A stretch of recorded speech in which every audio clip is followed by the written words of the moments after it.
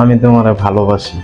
2 দিনে আবার ভালোবাসা হইলো কেমনে? হ্যাঁ, ভালোবাসতে কোনো সময়ের প্রয়োজন হয় না, ভালোবাসতে একটি সুন্দর মুহূর্তেই যথেষ্ট।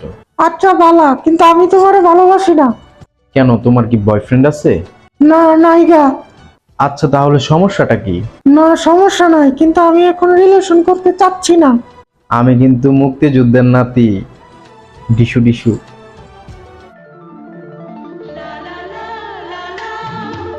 এইবার মনে হয় কাম হয়েছে রে।